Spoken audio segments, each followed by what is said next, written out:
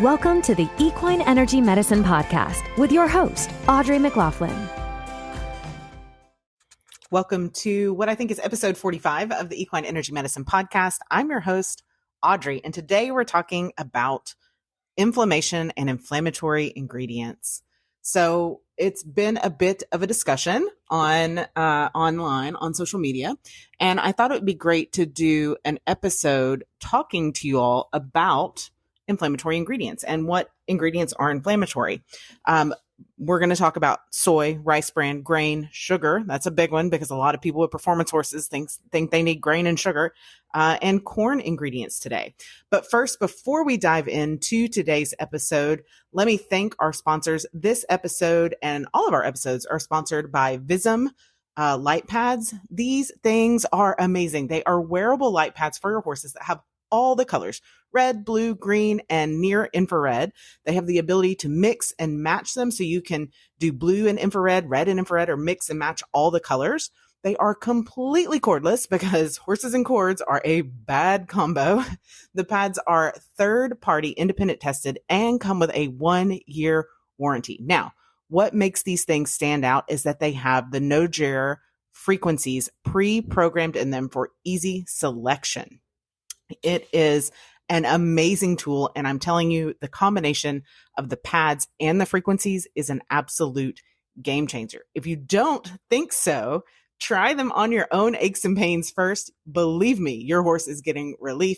Check the show notes for links on how to get your hands on those.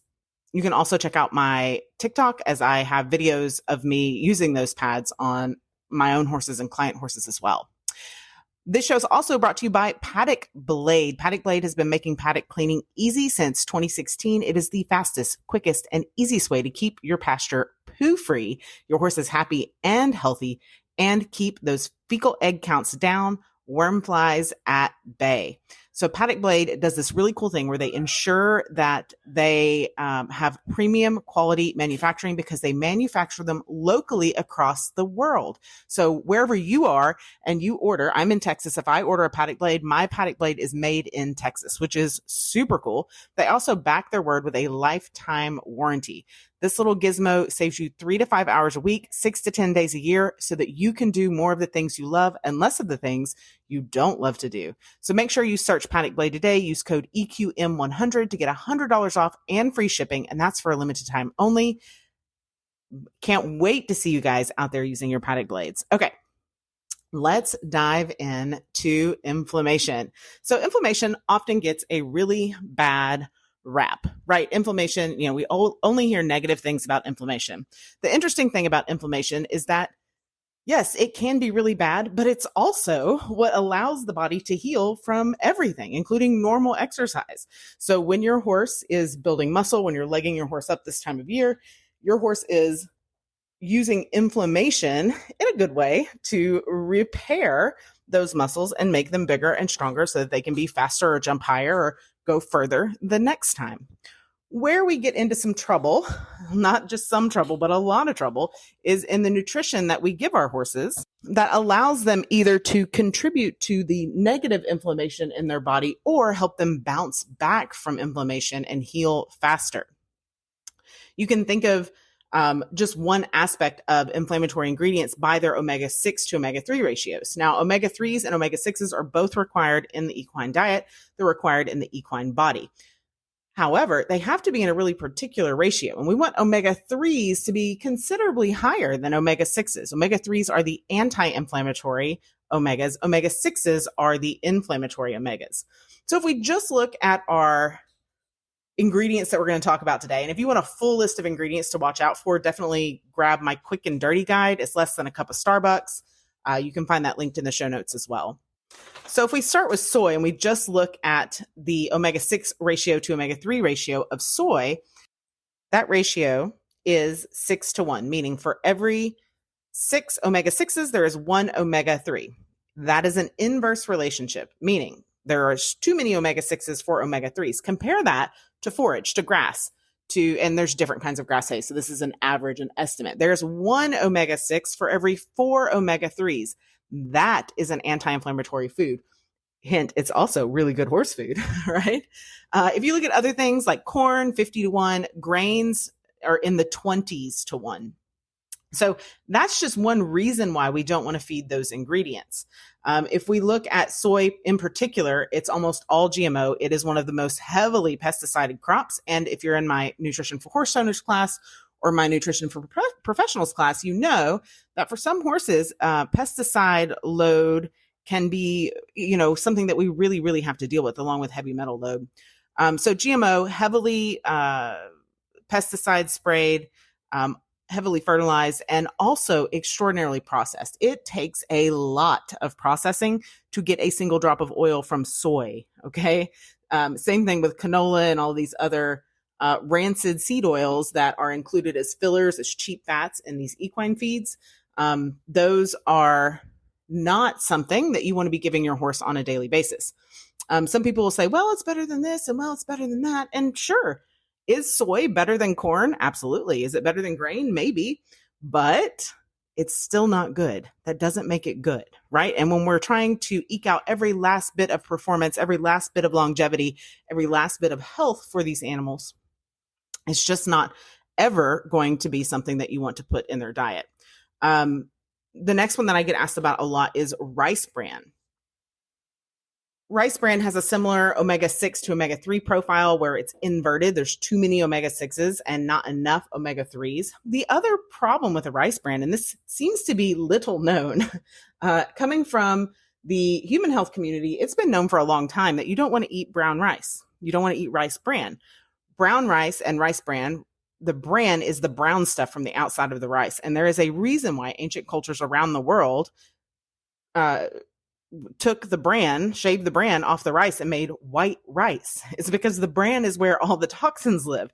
The bran is where all the phytochemicals live that are harmful for you. And the bran is where all of the things that are sprayed on the rice also lives, right? So what they do is they scrape that off of all that white rice that you see in the packaged store, and they use it in livestock feeds, including equine feeds. So when we have high levels of rice bran in the diet, we often find high levels of heavy metals, particularly arsenic, sometimes aluminum. And these have side effects. They create a body burden in your horse's body. Sometimes this is essentially symptom-free. Sometimes it starts to pull minerals compete, I should say, for receptors for minerals like calcium and magnesium, which leads to muscle contraction and relaxation issues, leads to coordination issues. It leads to a lot of other issues. For aluminum specifically, it can lead to lack of bone density, difficulty maintaining weight and condition, periodic lameness, fractures, those sort of things. With arsenic, we tend to see more brain functionality problems and metabolic problems developing, such as insulin resistance. So much for a cool calorie like rice bran, right? Technically, it's a cool calorie because it doesn't have sugar in it. However, it is still, not to sound cheesy, but a hot calorie because of all the inflammation that it causes. Another one I get asked about a lot is grains. Hard stance against all of these, but grain as well. Pulling your horse off grain is one of the single most best things you can do, even if you have a performance horse. Grain is essentially sugar. It's the inverted omega-6 to omega-3s, including the oils like oat oils and all those things that are pulled from grains. It's just not a good plan for an athlete to be consuming grains 24 hours a day or around the clock. Horses are not meant to eat grains. They are meant to eat grass. Grain is something that we created to give horses when we didn't have enough grass and when the grass really needed to go to cattle, right? We tried to make it easier to feed horses by creating them this concentrated grain feed product. However, grains, again, with the inflammatory issue, and they also are high in something called phytic acid. Phytic acid tends to deplete minerals, particularly calcium, magnesium, and zinc. And so when we have low calcium, that's not just strong teeth, strong bones, but also muscle contraction and nerve conduction. Magnesium is really important for muscle contraction as well. And then zinc is important for wound healing and preventing infection and skin and coat quality. It's also important for appetite and for stress and for reproductive issues. So if you have a breeding program and you are feeding grain and you're having a lot of reproductive failure, either on the stud side or the broodmare side, then it's probably your zinc. Now, the last one that I'll touch on here, because I could really go on and on and on. And if you want a full download of exactly what to avoid, get the quick and dirty guide. If you want more information, more depth of information, I think is what I'm trying to say, more depth of information than the nutrition for horse owners classes for you. And then of course, if you want to join the professionals group, then that is a great place if you want to be able to do this for other horses. So sugar is one that I actually recently had a discussion with someone on social media about, and I really do respect this person as an athlete and a jockey. But there are sugar in the supplements that they make and sell. And so I, got online and was asked about it. I never just pick out somebody's stuff and just pick on them. Somebody asked me about a product, and so I gave my opinion on it, said it wouldn't work for my program because of the sugar. Well, this person came back with kind of the same excuse that I get kind of initially from a lot of performance horse owners. Oh, well, performance horse owners have to have sugar. Let me tell you how muscles work. Horses' muscles need glycogen. Yes, they do. However, it doesn't have to come from sugar. And delivering sugar in a product that is meant for pre-performance has nothing to do from a physiological perspective with their performance. So while giving certain supplements can help with performance and specifically performance recovery, adding sugar does not help. And in fact, there is a tool that is used to measure inflammatory potential of a diet in humans. It's called the DII, or Dietary Inflammatory Index. And it calculates kind of a numerical, it is a numerical value on a diet's inflammatory potential. So one of the things at the top of that list are sugars as a pro-inflammatory issue. So you can give something like electrolytes, like aminos, that are beneficial for the horse without adding the sugar. And the sugar has no impact on the performance of the horse during the performance it was given the sugar directly before, or long-term as far as a positive net gain. You see, yes, horses' muscles do use glycogen and the horse's liver does store glycogen. However, glucose isn't sugar. Yes, it is. All sugar isn't glucose, how am I trying to say this? All sugar is glucose, but all glucose is not directly sugar. Horses get sugar from forage. And when they get a balanced amount of sugar, balanced with omega-3s and omega-6s from forage, then we see top performance. Not to say a horse can't perform on grains and sugar. However, that horse's time will be severely limited by these inflammatory ingredients.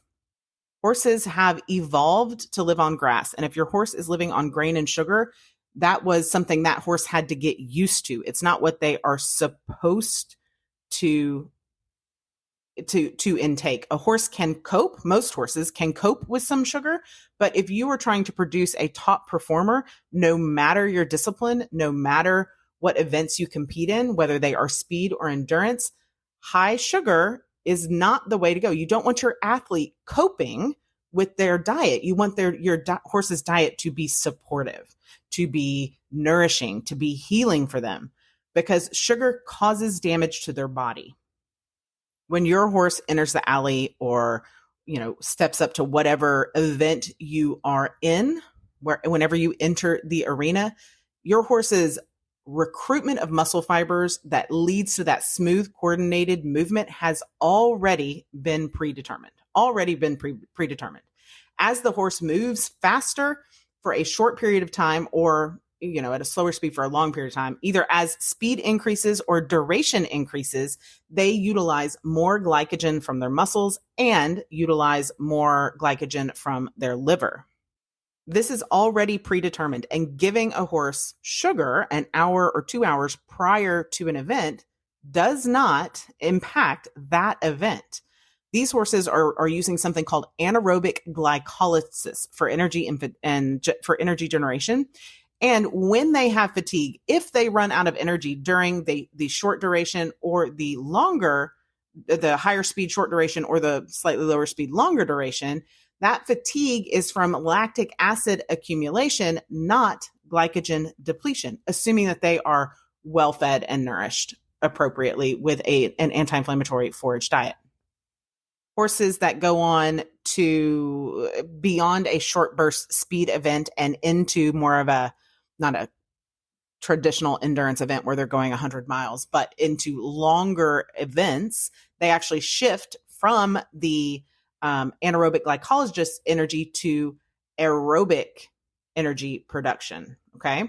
Your horse's performance is determined by what you feed, and feeding an anti-inflammatory diet all the time, not what you give prior to performance. Now, what can help prior to performance is something like an amino acid supplement without sugar, because it helps the horse to repair muscle post performance. It's not really changing the performance. That's already determined. It's helping post performance. And again, you should look for ingredients that do not have oils, vegetable oils, soy oils, rice bran, corn oil, any of those things in it. And you should look for things that don't have sugar in it.